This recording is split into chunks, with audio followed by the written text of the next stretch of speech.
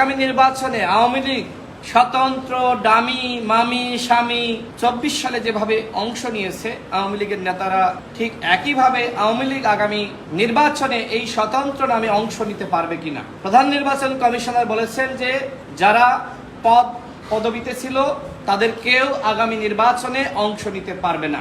আমরা এটিও বলেছি যে ঠিক আছে, যারা আওয়ামী লীগের পদে ছিল তারা নির্বাচনে অংশ নিতে পারলো না, কিন্তু একজন এমপির ভাই যিনি আওয়ামী লীগের অ্যাসোসিয়েট, যিনি ডামি এমপি নিশিরাতের এমপি একতরফা এমপি বানানোর জন্য কাজ করেছে, যিনি তার ভাইয়ের ডান হাত বা বাম হাত হিসেবে কাজ করেছে, ওই আওয়ামী লীগের অ্যাসোসিয়েটস বা যারা ফ্যাসিবাদের দশক ছিল তারা নির্বাচনে অংশ নিতে পারবে কিনা তিনি একটি কনফিউশনে পড়ে যান।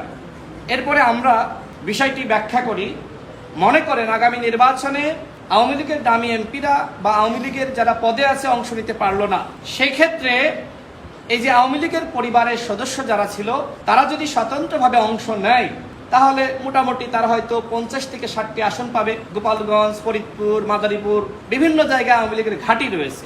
সেক্ষেত্রে তো প্রথমবার এই আওয়ামী লীগ স্বতন্ত্রভাবে তারা আসলো, কারণ তাদের সেই অর্থনৈতিক ভিত্তি রয়েছে। শুধুমাত্র হাসিনা পালিয়ে গেছে, কিন্তু হাসিনার যে ফ্যাসিবাদী সেটআপ পুরোটাই রয়ে গেছে। তো তারপরে তো আসলে এই স্বতন্ত্ররা মিলে তারা একটি দল গঠন করবে এবং আওয়ামী লীগের সমস্ত নেতাকর্মীরা জানবে যে এইটাই আওয়ামী লীগ। আওয়ামী লীগ একটা কৌশল নিয়েছে, এইভাবে তো আওয়ামী লীগ ফিরে আসতে পারে। তখন তিনি আমাদেরকে আশ্বস্ত করেছেন যে এই বিষয়ে তারা ভাববেন।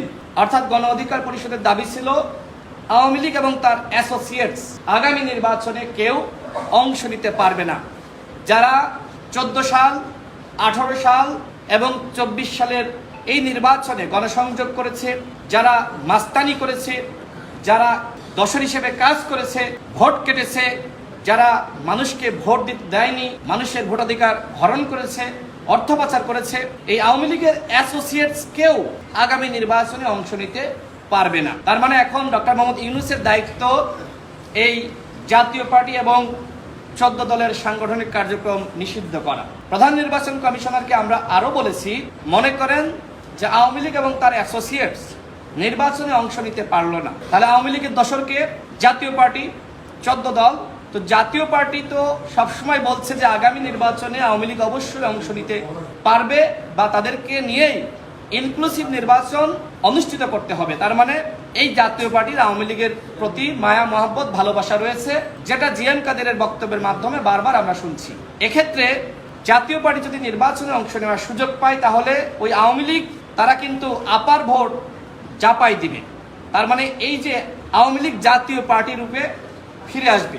আমরা আমাদের এই চিন্তাগুলো প্রধান নির্বাচন কমিশনারকে জানিয়েছি, তিনি আমাদেরকে আশ্বস্ত করেছেন যে নির্বাচন কমিশন এমন কোনো সিদ্ধান্ত নিবে না যাতে করে ফ্যাসিবাদ নামে বেনামে কোনোভাবেই ফিরে আসে।